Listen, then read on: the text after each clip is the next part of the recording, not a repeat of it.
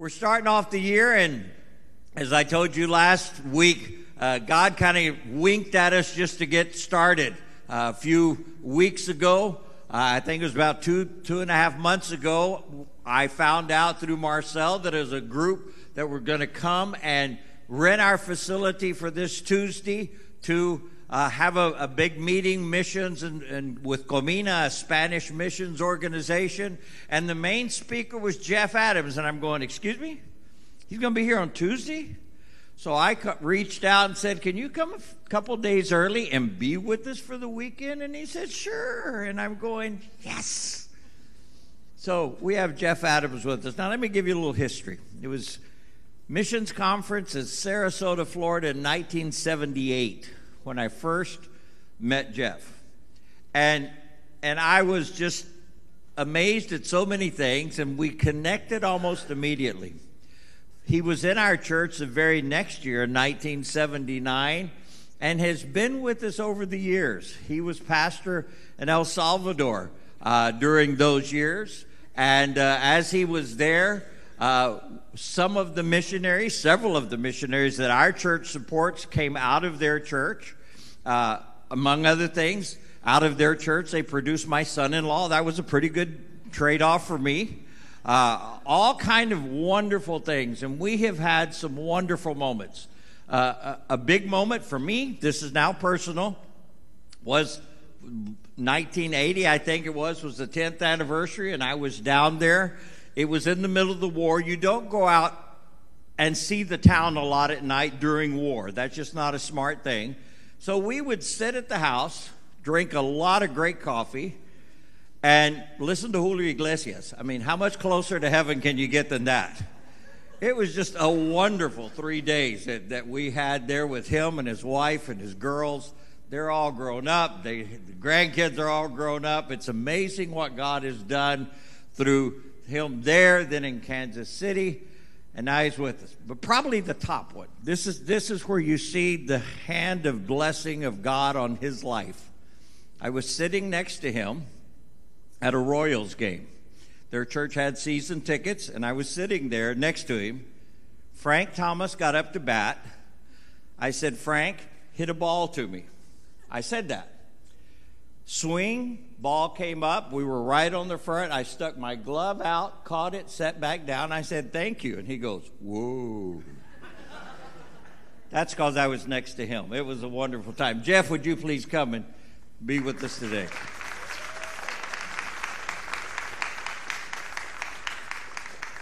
Well, good morning. How y'all doing? Happy New Year. What a delight to be back here at Global Church. And as Russell said, we go back a long, long way. It's been a long time since I've been here, so I was absolutely thrilled that this worked out. And so Happy New Year, and this is the time of year I thought for probably maybe 30 seconds. Well, maybe I'll do something about resolutions and plans and action steps. I didn't think about it too long because I really had something else on my heart that I want to share with you today. And so let me ask you to find on your phone, your tablet, your old-fashioned Bible, whatever it may be, Genesis chapter 4. Okay, if you're going through the Bible in a year, maybe you just read Genesis chapter 4, since we're in like the 6th day of the year or something like that. So Genesis chapter 4, the story of Cain and Abel. And you're probably saying, what does that have to do with the first of the year? I think a lot, actually. And before I do that, okay, take a break. Before I do that, I want to tell you a story about my redheaded granddaughter, okay? Russell had mentioned that we have 2 girls of our own, now grown, of course. Each one of them had 2 kids, a boy and a girl. And our youngest granddaughter is a pretty amazing kid and has been that way since she was born. I said she's redheaded. She's not just sort of redheaded. She is this redheaded, okay? I mean, she came out of the womb like that, but I've never seen a kid like this. When she came out of the womb, some kids are bald, some kids have a full head of hair. She had a full head of red hair that was standing straight up. She looked like a porcupine in attack mode. It was just the weirdest thing. She was like she had her little finger in a 220 wall socket. And the hair just And her poor mom, for the first 6 months of her life, she used every product you can imagine to try to get that hair to relax and lay down just straight out. Well, praise God, it has eventually, gone down. But that is such a part of her personality. She is a 220 kid, not a 110. And she has just lived life like that. And as a toddler, when she's 2 or 3, she is not afraid of anything and everything she wants to do and try. I can't tell you how many times we got a call from her parents. Okay, we're taking Kirsten to the emergency room again. Want to meet us there? We went through this over and over until finally the doctors told her parents, they said, look, if you want this kid to live to be 5, you're going to have to buy her a helmet. They did. They bought her a helmet, and the good news is she did survive. Now, she is all grown up. She's studying medicine now, and the reason I'm telling you this story, she was accepted into an amazing medical program that kids from all over the planet try to get into. 2,000 or 3,000 apply each year, and 100 are accepted, so it was a big deal. So we got to go as a family to her indoctrination ceremony, and as they brought her into the medical school along with her class and whatnot, it was a big deal. So afterwards, we went to their house to celebrate, and as the patriarch of the family, I get to pray and ask God's blessing upon this young woman. And so I'm praying, oh God, we just thank you for Kirsten, and what a blessing her life has been, blah, blah, blah, blah, blah. And I got to think, God, I just remember those years when she had to wear this crazy helmet, and she was always in the emergency room, and maybe that's where you gave her burden for medicine, all those visits to the emergency room. We're not really sure about that. And all of a sudden, I just started to laugh. You ever had that happen where you're praying, you just break out laughing, and then you think maybe God's going to strike you dead with lightning or something? Well, he doesn't. I'm a witness to that. I couldn't control my laughter. And what I was thinking about is I was remembering those days when she had that goofy little helmet, and I'm thinking, there ain't no helmet that's going to fit her now. She's too big for any helmet. And so I'm praying, so God, you're going to have to be her helmet and take care of her. And but I got to thinking about that later. And this is what all this has to do, believe it or not, with Genesis chapter 4. Sometimes I think that for all the best reasons, just like her mom and dad wanted to protect her, control her a little bit as a toddler, sometimes we become a little defensive about God. We like to think that we can control him. We like to think that we can keep him in our little box or our little pocket. And here's the news for you. God is bigger than your box or mine. Okay, he just won't fit in anybody's box. And I want us to go now, Genesis chapter 4 and verse 1. Now Adam knew Eve, his wife, and she conceived and bore Cain, saying, I have gotten a man with the help of the Lord. And again she bore his brother Abel. Now Abel was a keeper of the sheep, and Cain a worker of the ground. In the course of time, Cain brought to the Lord an offering of the fruit of the ground, and Abel also brought of the firstborn of his flock and their fat portions. And the Lord had regard for Abel and his offering, but for Cain and his offering he had no regard. So Cain was very angry, and his face fell. Now, if you've been around the Bible, grown up in church or anything like that, you undoubtedly are very familiar with the story of Cain and Abel. It's one of those stories in the Bible that transcends church world. A lot of people have heard the story of Cain and Abel. And there are so many sermons and studies that have been done on Genesis chapter 4, and I've done my share of them over the years and all of that. But let me tell you what occurred to me this last year, what I want to share with you this morning. I have a friend of mine who has a favorite saying. He likes to say, upon more mature reflection, which means, I used to think this, but upon more mature reflection, I have learned. Well, upon more mature reflection on Genesis chapter 4, I saw something this last year that I had never seen before. Now, this is just my opinion. You can take this for what it's worth, but I don't really believe that this is a story about a murder. Now, there's a murder here, okay? Yeah, I can see that, but I don't think that's the point. And it's a story that talks about how God looked well upon Abel's offering, but not Cain's. Yeah, that's there too, but I don't think that's the point. I don't think that's really the issue. And sometimes, and I've done this many times, well, this is really a contrast between law and grace, and Cain came and he had an offering of the field that God had just cursed the ground, and Abel was a pastor and all this type of stuff, so he brought of his flock, and so blood had to be shed and all this.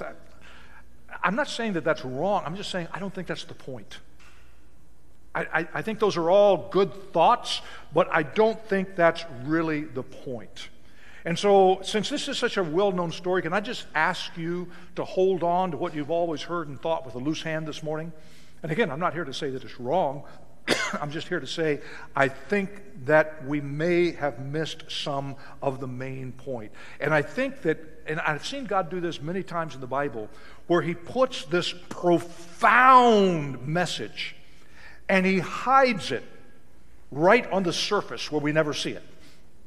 Because we're always looking for some hidden meaning, some symbolism. We don't want to accept what it says on the surface, and so we try to invent something. We try to figure things out like we usually do, when perhaps the deepest message of all is laying right there on the surface. And that's what I discovered this last year, to me personally in my own life. Because I believe that this is not a story about murder, it's not a story about offerings, it's really a story about God and who He is.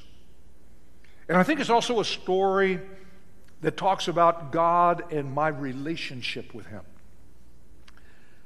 And I think the part that was most painful to me is this is really my story in a very real way.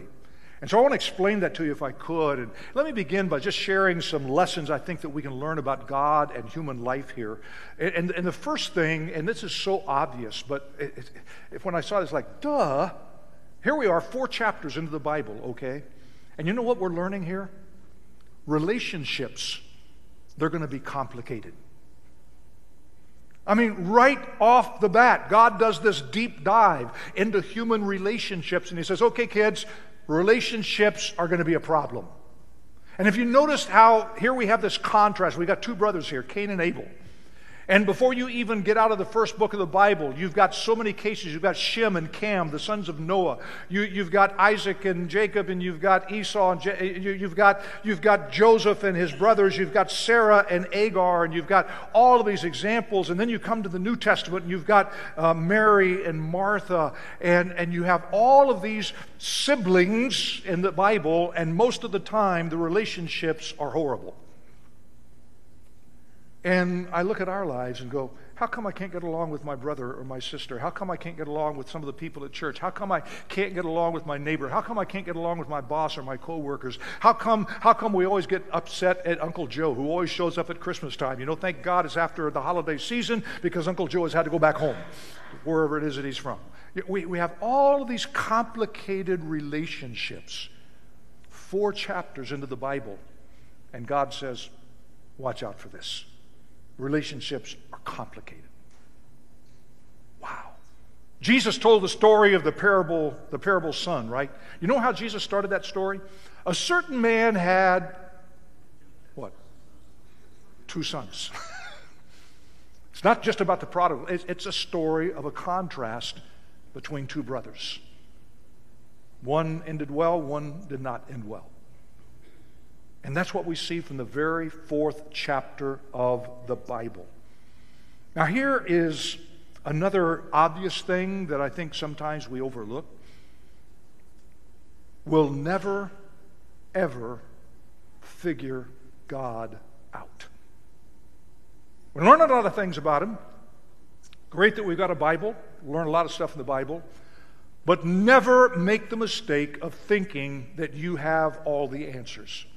Whenever I see somebody that thinks that they have figured out all that they can figure out about God and the Bible, and they're absolutely convinced of that, then I am absolutely convinced that they are absolutely wrong. Because you can never figure God out completely. You just can't. So here's these 2 brothers. One is a shepherd, one is a farmer. They both come to worship, and they bring offerings of what they have. And on the surface, it's pretty simple. They both seem to be acknowledging God as the giver of crops and the giver of flocks. And so the farmer comes, he's bringing the offerings of his harvest, and the shepherd comes and he's bringing an offering of his flock. And God accepts Abel's offering, but he doesn't regard Cain's. Why? Why? Now I know we've all heard speculation. There's been a lot of discussion about this particular passage and all of that. From the very beginning of the Bible, we see that humans worship God in different ways, and it often causes problems and provokes competition. God accepts one offering, he doesn't the other. Why? I want to know why. Sometimes we hear preachers say, well, it's because Cain had the wrong attitude. Well, maybe he did. I don't know. And sometimes they say, well, it's because, you see, you've got to have shed blood. And so he brought the offering of his crops, and God doesn't want that offering. And besides that, God just got through cursing the ground. And so, whatever Cain brought was, okay, well, I appreciate that thought. But you know what? I don't see any of that in the biblical text. It doesn't say anything about Cain's attitude. It doesn't say anything about an offering from the ground not being accepted. In fact, centuries later, under the Mosaic law that everybody wants to measure by, people were commanded to bring an offering from their harvest, from the ground that was cursed. They were commanded to. It was part of worship, just as they were to bring an offering from their flocks as well. So I don't know. I'm thinking through this, and I'm thinking, wait a minute. So you know what we do? At least here's what I do. When I'm not willing or not able to capture the meaning that is on the surface, I try to hide out in symbolism.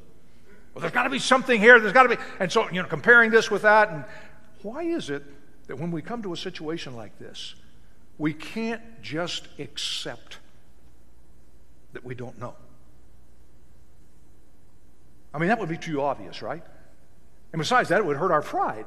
So we have to figure something out rather than just dealing with the obvious fact here. These two brothers each brought an offering that was different to God, and God looked with favor on one and didn't on the other. Now, there's a little theology here. And the theology is this: God is God, we're not. God created us, we did not invent him.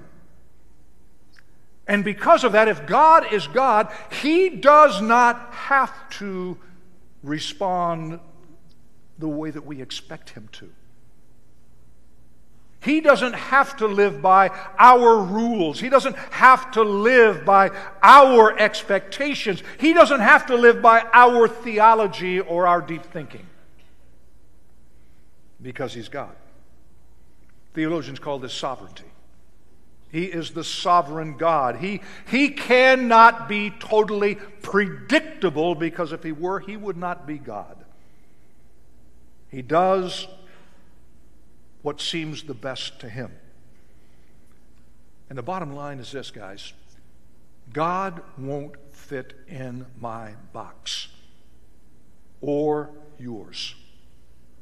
Now think about that. All over the world, people who don't know Jesus worship gods of all types, right? Gods of silver and wood and gold. And many times they're little gods. In fact, people can even take them with them. Okay, small gods are comfortable, right? Because we can control them. We can keep an eye on them. We can keep them in our box. And they're not really a threat to us. They can comfort us and all that type of stuff. We can pray to them, but yet we're still in control. Well, I got news. The real God doesn't fit in anybody's box. He's bigger than any box. He's bigger than you. He's bigger than me. He's bigger than your church. He's bigger than your world. He's bigger than your cosmos, because he is God. For some people, the Bible is like their box. So they pull God out of their Bible box to figure him out. And they pull him out when they have a need, and then they put him back in the box and go on with their life where they are in control. But that God is not the God that's found in the pages of the Bible. He is a God that cannot be predicted. Let me give you an example of that. Job. One of the largest books in the Old Testament, the book of Job. What's the book of Job about? The book of Job is about this guy that God said was perfect. And then God gave permission to the devil to mess with him, who strips him of all of his possessions, strips him of his health and of his children, when he's done nothing to cause that or deserve that. And you know the story. Job's friends show up and, sit with him for a while, and then pretty soon they're beginning to judge him like, come on, Job, there's got to be some secret sin that you got to confess. Come on, this wouldn't just happen because my theology says this. Each one of them had kind of a different brand of theology, and all of them were trying to help Job figure out what he had to confess to get out of it, right? And Job is like, I don't have any hidden sin. And then he would pray to God, God, if I could just talk to you, if I could just ask you, God, if you could just explain to me why. God, I just don't understand. And the book goes on for all these chapters, and finally at the end of the book, God shows up. And instead of Job asking God questions, God says, Job, I got a few questions for you. And so God gives him this final exam. Job totally flunks it. He couldn't answer a single question. And when he's done, God says, so Job, were you gonna say something to me? And Job went, No. God never told Job why. Never did. Now, in the end, he blessed him double. Cool. But he never explained to him why. He never did. And it never seemed like that was a problem to God. You don't need to know. You're not God. I am. And you're just going to have to trust that I am a God of love and grace and mercy. And that should be enough for you. And I think that's what we're seeing right here from the very first chapter of the Bible. Now, I don't, maybe God didn't look with favor on Cain's offering because this was a test. He's trying to reveal the character or lack of that Cain had. I don't know. But I've come to accept that I don't have to know. I'm okay with that. Because God is bigger than what I know. And God is bigger than what I can understand. God is bigger than what I can comprehend. And I think the danger is that we often want to know more about God than we can know about God. And we let that frustrate us. We let that drive us. Why? I want to know, why was Cain's offering rejected? Because I don't want to do the same thing. I don't want to be rejected. So tell me, I got to figure this out. What did he do that was wrong, and what did Abel do that was right? Because if I can figure out what Abel did that was right, then I can do the same thing, and then God will have to accept me and my offering too. Now you see what just happened? We're 4 chapters into the Bible, and we've fallen into what we sometimes call legalism. What can I do so that God has to look upon me with favor and give me what I want? And that is to deny what our Lord and Savior Jesus Christ did when he came to offer once and for all the one sacrifice that none of us could ever offer, that was never big enough or good enough. Because there is no sacrifice that is big enough or good enough. But sometimes we have what I like to call a hotel snack dispenser mentality of God. You know those snack dispensers in the hotels? You know what I'm talking about? I was face to face with one last night. Pastor Russell took me out to a nice dinner, and about 9 or 10 o'clock at night, I had this horrible demonic attack of hunger. You know how they go? You want something sweet. And so I discovered that just steps from my room, there's one of these little dispenser things. And so I'm looking at that like a little kid, and I'm looking at the bags of chips and candy bars and all this type of stuff. And so I decided which one I want. I can still remember. It was D4. You know what I'm talking about? And so you put your bills in, and you go, D4. Now, if you miss, man, if you do D5, you're going to get something that you may not like. Okay? And sometimes I think that is the mentality that we have of God. Okay, what is it, God? Give me the code today. What's the password, God? Okay, D4. Now, you've got to give me what I want. No, God doesn't play that game. He's God. He's bigger than that. If I just have the right worship style, if I just believe the right things, if I just pray long prayers, and of course I got to tithe, if I just do that and I share the gospel with my neighbor, then God's going to have to bless me. No. No, He's God. We want to keep our God in a box. 4 chapters into the Bible, and we already make it about rule keeping. We already make it about that. And what happens is, in the mystery and the awe of God disappear. If you could figure out everything about God, then you would be equal to God. That's not going to happen. But it also tells me some lessons about me. It tells me that if I want to get along with my brother in relationships, the first step is to acknowledge that God is sovereign. In some ways, we never stop being a little kid, right? So when something good happens to somebody else, maybe at church, maybe at your work, maybe it's a neighbor or somebody else in your family, they get the bigger house, they get the newer car, and why him, why her, why not me? And then if it's something bad that happens, it's why me, why not her, why not him? I mean, we get this mentality going through life that is not really healthy. And so it seems like the very first of the Bible, God is saying, be careful. Because you're not going to be able to figure me out, and you're not going to be able to figure life out. And sometimes things are going to happen that you don't think should happen or don't expect to happen. Will you trust me?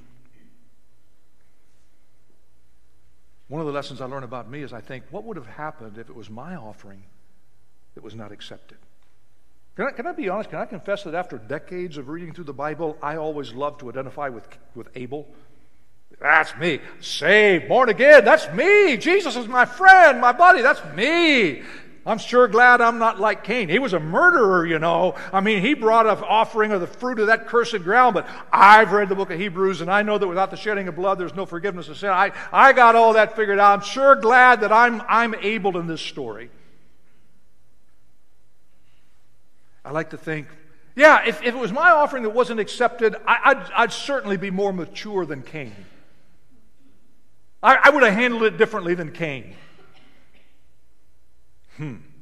Let me look here. Genesis 4. Look at the last part of verse 5. So Cain was very angry, and his face fell. The Lord said to Cain, why are you angry? Why has your face fallen? If you do well, will you not be accepted? And if you do not well, sin is crouching at the door. Its desire is contrary to you, but you must rule over it. Rule over your anger, in other words. Cain spoke to Abel, his brother, and when they were in the field, Cain rose up against his brother Abel and killed him. What's going on here? Cain's mad. Cain's furious. Cain's lost it. He's out of control. He's mad, but now get this, he's mad at God. Because he's face to face with a God that he can't control, that won't fit in his box of expectations, and he doesn't like it, and he's discovered that he is in a world that doesn't always work the way that he thinks it should. A world that doesn't always respond according to his theological understanding. And he doesn't like it one bit.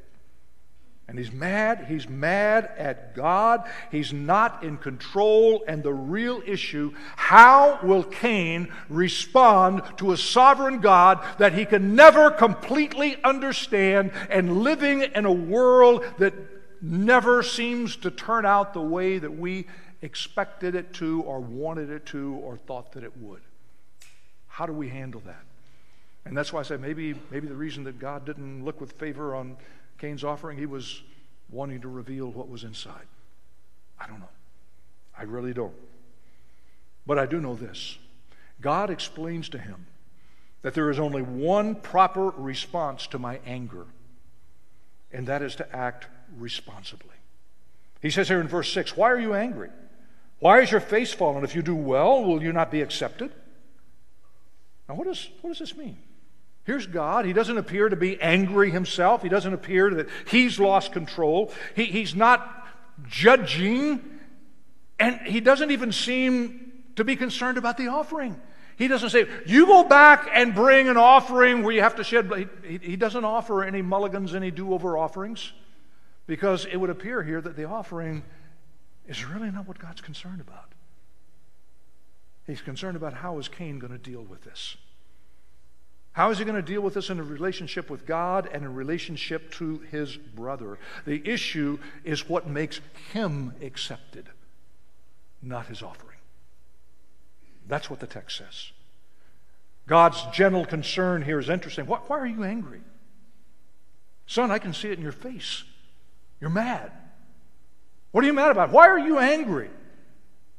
God's call to him to do what is right is not for God's sake, it's for Cain's sake, and ultimately for the sake of his brother that he's about to murder. Cain does not heed the warning. He's mad at God, but he can't attack God. I mean, who's going to go try to kill God? That's not going to happen. So he does what all of us do.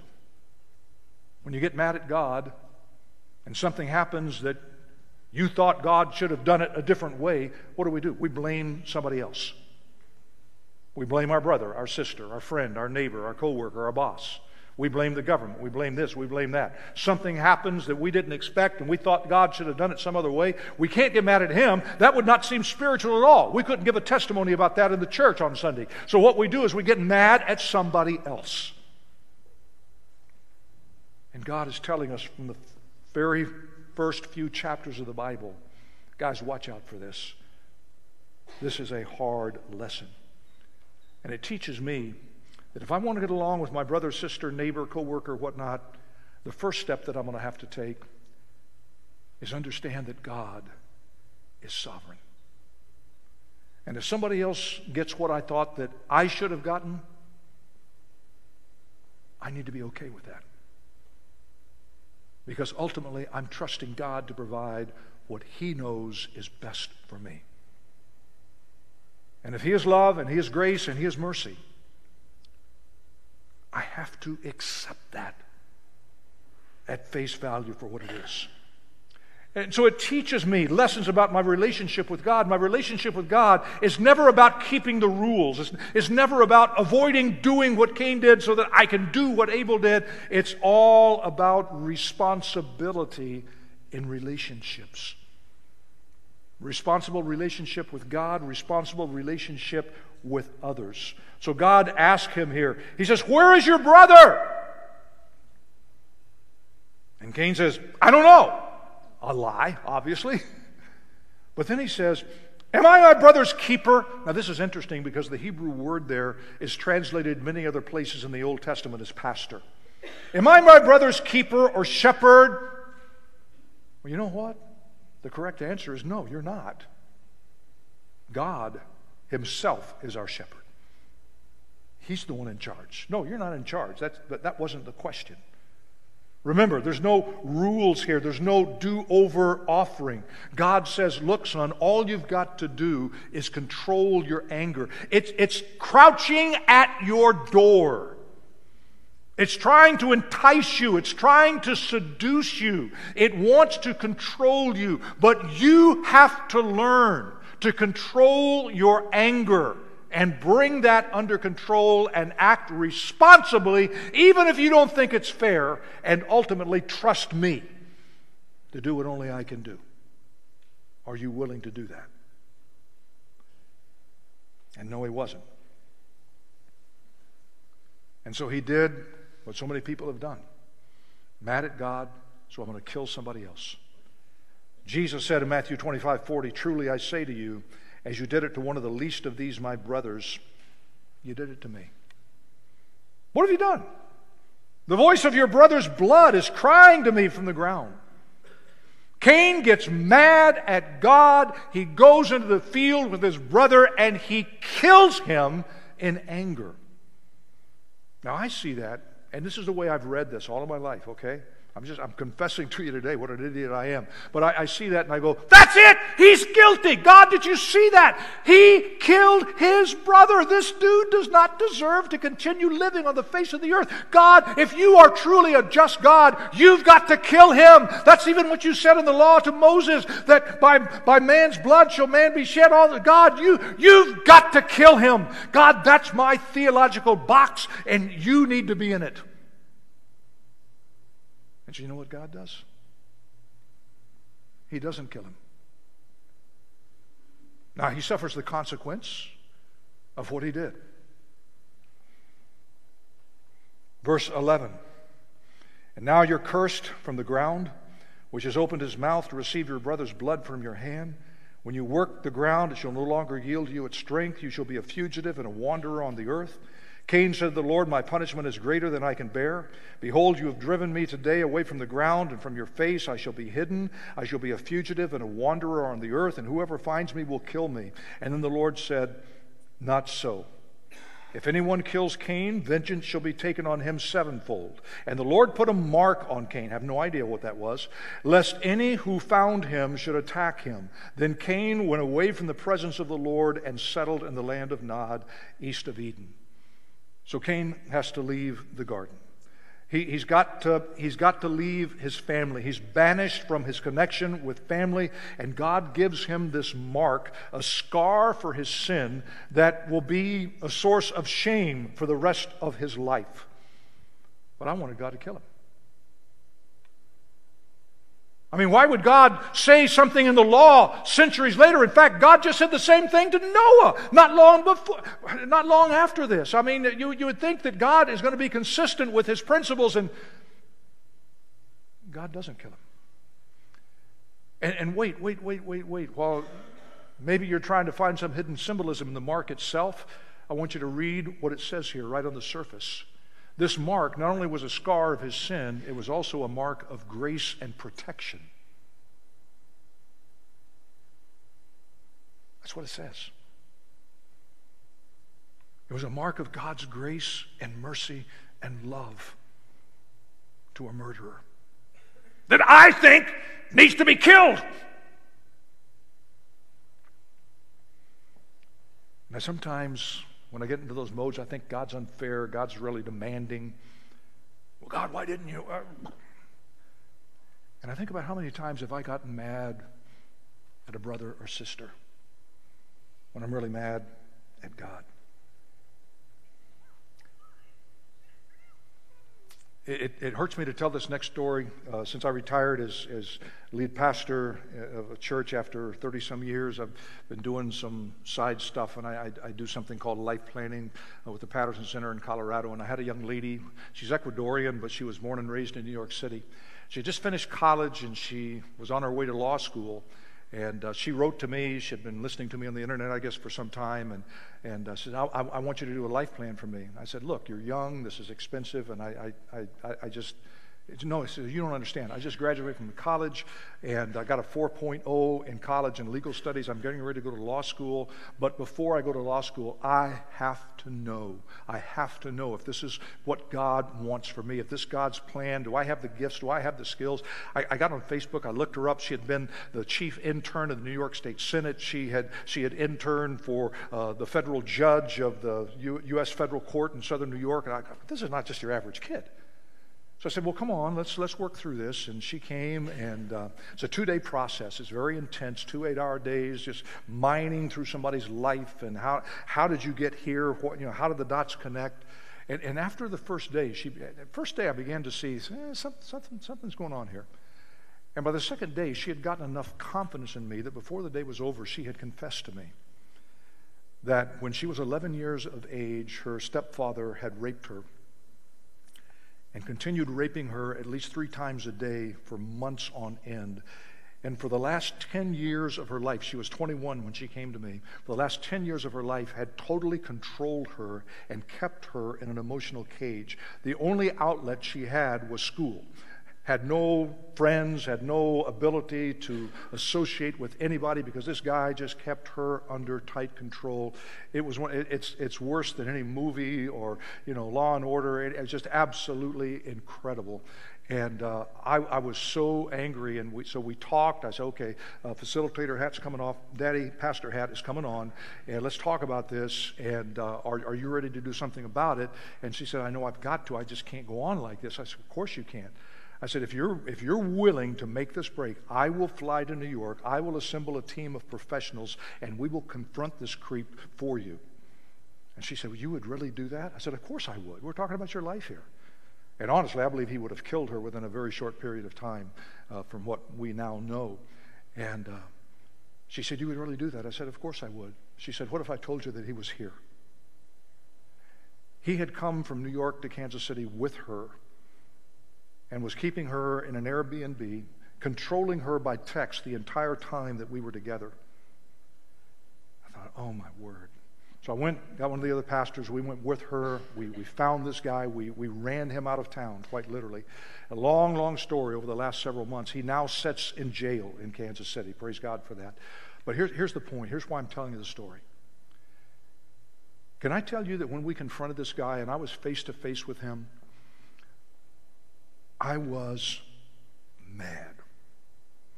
He said, can I talk to you over here in private? No, you cannot. Can I talk to you in Spanish? Well, the other pastor with him, he didn't speak Spanish, so I needed a witness. I said, no, you may not. Well, can I make an appointment? I said, listen, I am not your friend in this moment. I want to hurt you badly.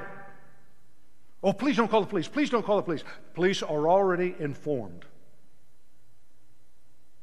And I just want you to know, I could do you harm.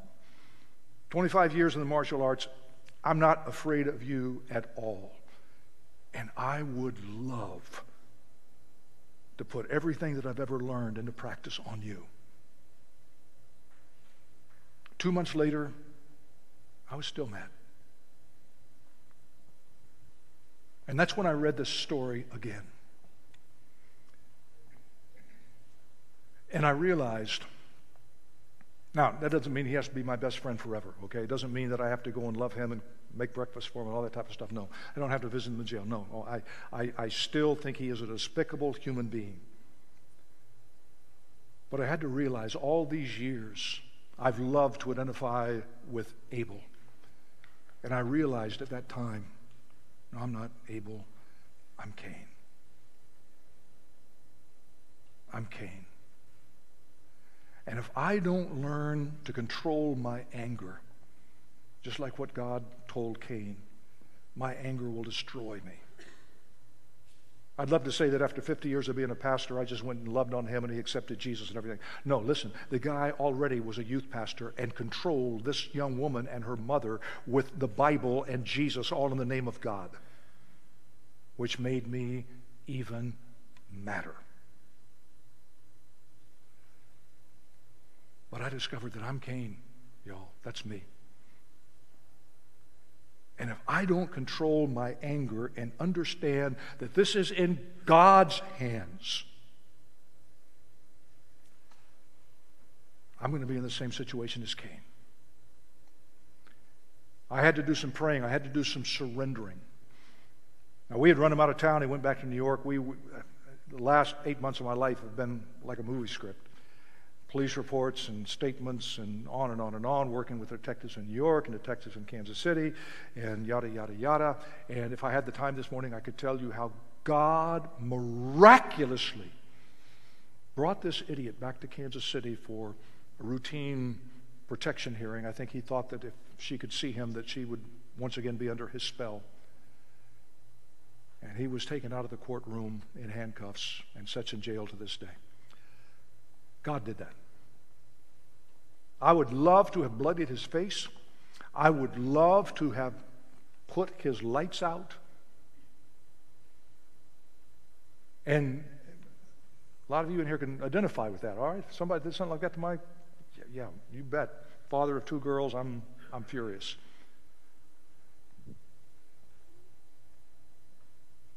But God is God.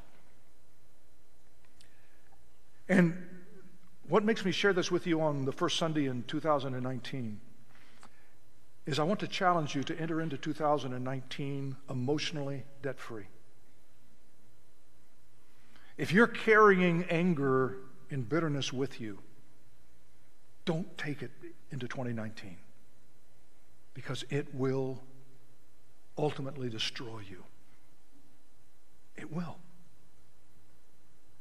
We can talk about resolutions, and we can talk about plans and action steps and all the good things we're going to do in 2019, and that's all well and good. Believe in that, that's fine. I'm just saying that none of that will become a reality if there is not a deep recognition on your part and mine that God is God.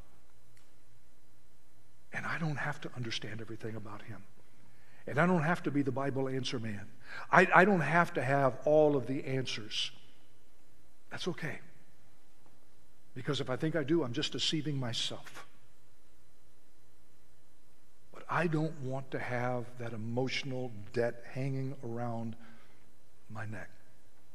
Otherwise, all the resolutions and plans are just more rules to follow and bargaining with God to think that you're going to get what you want. And I would ask you, what are you holding so tightly in your little white-knuckled hand? You're not willing to turn over to God? It might be anger, it might be something else, might be, I don't know. Would you be willing today to just open that hand? God, I can't control you. I don't know what's going to happen this year. I'm praying, I'm thinking this, I'm planning that. God, would you guide me? Would you direct me? Where I'm wrong, would you steer me in a different direction? And most of the time He will. But you know what? It doesn't always work out the way that you thought. But if God is good, and God is love, and God is grace, and God is mercy, even when you can't understand it and don't even see it in this lifetime, like all those heroes of the faith in Hebrews 11 that died not having seen the promise, but it was real. It was real to them. Can you trust God to simply be God? Real simple challenge. So God, this morning, would you just give us an awareness, this, Lord, a self-awareness that we'll never figure you out. We'll never have all of the answers. We'll never stop learning. We'll never stop growing. We'll never stop changing. And God, I just want to confess you don't fit in my box. You never have. And that's okay. I want to trust you in this year to do your will in and through me, even in those moments and circumstances where I don't have a clue.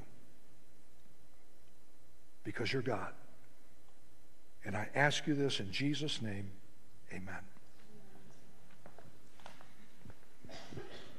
The whole point of All In Sunday is to start off the year right. And how terrible it would be to not start off with something so simple as be doers of the word and not hearers only. You've heard a great truth today.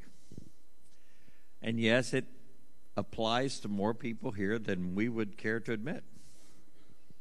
There's just stuff. I know. I read your Facebook. 2018 didn't quite go like everybody thought it should. 2018 had some things come up. We've talked about some of them. 2018 had some disappointments, and you may be upset with God, and you've taken it out on anybody that would listen, and a whole lot of us didn't care. And yet, you have a choice now. Now, what are you going to do? So I'm just going to ask us to take a few minutes. The song is going to play. I want you to close your eyes, and I want you to focus on you. Don't worry about anybody else. Everybody's got enough of their own stuff to worry about. Focus on you. Don't carry into 2019 that baggage, that emotional baggage from 2019. If it helps you to come forward and lay it down at the altar of prayer, come on. If you do it right there, that's fine too. But let's just take 5 minutes. Let's just lay it at his feet. Don't let anyone pray alone. Thank you.